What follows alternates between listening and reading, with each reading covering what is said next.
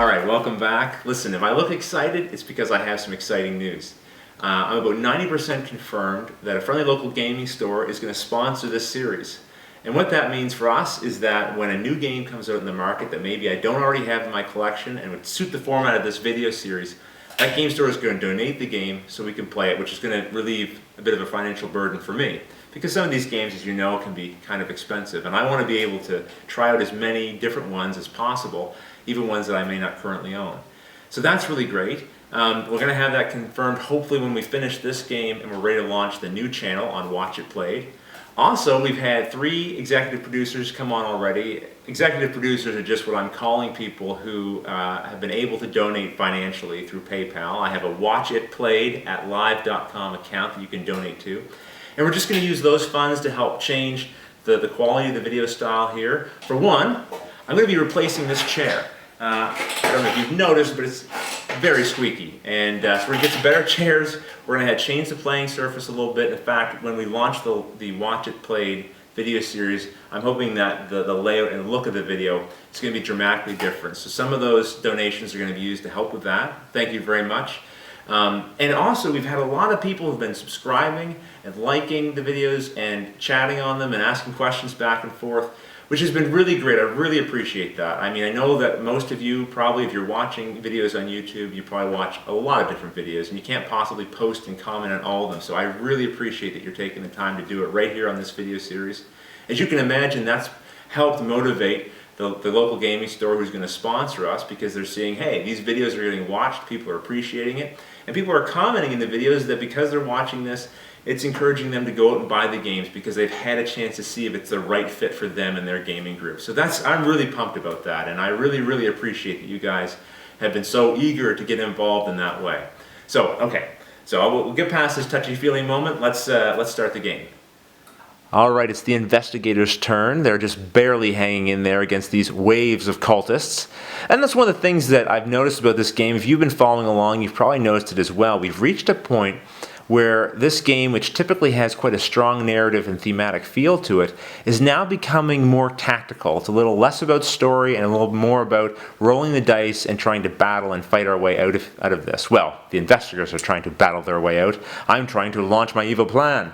All right, so Luke is here with us. Luke, do you want to give us a little wave? I want everyone to see that we've got an independent dice roller. And Jenny's going to go first. Thankfully, I've got 2 pistols for you 2 cultists. Unfortunately, she can't split up her attack, but she is going to focus on attacking this cultist here with her 45 automatics. So we're going to find a combat card that says ranged weapon. You catch the monster in your sights. Test your marksmanship. So her marksmanship is a 6. She's going to get a bonus of 2 because she's in the same square, which is a bonus of her automatics.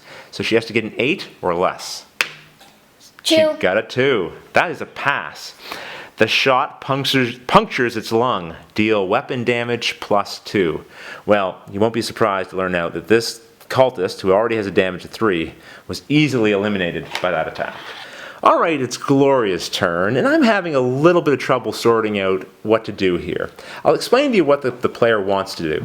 The player wants to move 2 spaces towards the chapel entrance here, and then explore. I believe what the player really means to do, because there's no explore cards here, they want to pick up the warding statue that's in this room. Now, if you'll remember, typically when there are actually explore cards like this sitting in a room, you don't have to be on the space where the explore card is to explore the room. For example, Gloria could be here, as we've seen, and choose to explore the chapel, and I would start flipping over these cards.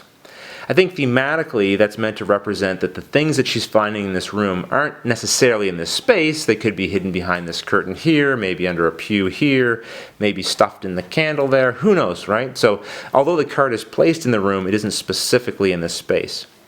Now, for me, I feel like this particular statue is sitting in this space. This is where Harvey was when he met his unfortunate end, and so that's where the statue would have fallen. But I think I'm going to allow it anyway, because the rules do not state anything about this specifically that I could find.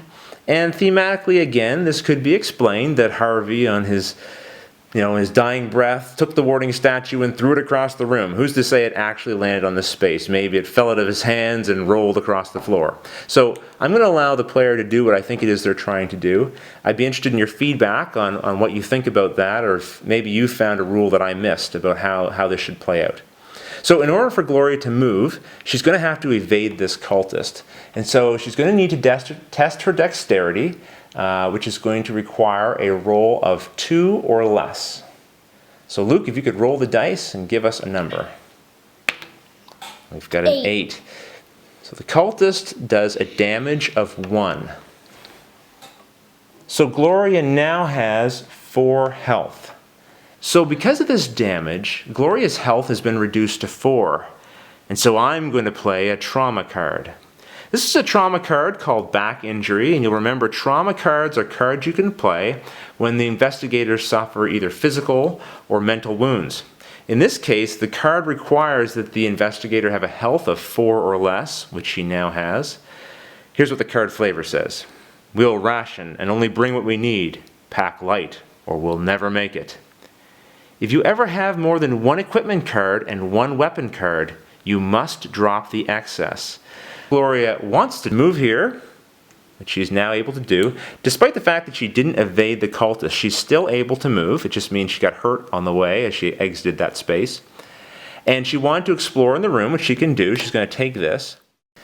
Michael calls out gruffly, "Time to finish these hooded fangs off for good. Off with your head." So Michael's going to attack with his axe again. We're going to flip until we find either a melee weapon card or a sharp melee weapon card. You run forward and swing for your enemy's head. Test strength -1. So Michael has a strength of 6, which means he's going to have to roll a 5 or less. 3. He rolls a 3. You laugh as your weapon knocks the cultist's block off. Deal weapon damage +4. Okay, that card reading was slightly modified for the sake of the younger company we are sharing right now. So that is a weapon damage +4. That is a massive hit. And that is certainly going to wipe out this cultist. And so Michael has some moves left, but the player didn't indicate that they wanted to use them. I imagine, again, like Jenny, he's going to stand by that ladder and wait for future enemies to appear. What? Well, Luke, I'll be honest with you. A few turns ago, I would have been very confident in saying that I felt I was going to wipe the floor clean with these investigators. I really thought I had them back into a corner, especially when I took down Harvey. But now I'm not so sure. I'm not close to getting my objective completed, and I don't have a lot of cultists on the board. So I'm really not sure what strategy to employ here. Listen, if there's any backseat keepers out there, I'd be happy for you to post suggestions on YouTube. Some would consider it cheating, but what kind of keeper would I be if I wasn't open to a little bit of cheating? Alright, so I'm going to collect my 3 threat, and I'm going to, for sure, move this cultist into the room. We're going to have to do a horror check for these folks. You got the dice there, Luke? Alright, so Michael is going to have a horror check of 9 or less. 7. Alright, and how about Jenny? She's going to need an 8 or less. 4. Okay, so they're fine. I have 2 threat left over. I am going to... I think I'm going to spend 1 to summon another cultist here. And I think I will spend 1 more to summon 1 more cultist into this room. Alright, not sure about that, but I think that's what I'll do. Okay, so now it's the monster attack phase. I'm going to have this monster attack. We'll go after Michael with that dangerous axe of his. So I'm looking for a monster attack card. Here it is here. Your enemy walks towards you with an insane grin on his face. Alright, gotta test your strength. So, Michael's got a strength of 6. Let's see what you roll. 2. You push it to the floor. Deal 1 damage and stun the monster. Huh. So, you pushed me to the floor. Okay, so I take 1 damage, even though I'm the one attacking, and I get stunned. That didn't work out very well at all. Oh, how much damage? Good question, Luke. So for our viewers at home, he's got a health of 4, which has been reduced by 1. He's got 3 left. Bill, you've been on summer vacation. Okay, so there's been our monster attacks. Now is the event step, which is going to move very quickly because we're just going to drop 1 on here. After we've put 4 tokens on this card, this event card will be revealed, and then there's going to be 1 card left under that, and the game will be over. All right, so let's see what happens next in the next video. See you then.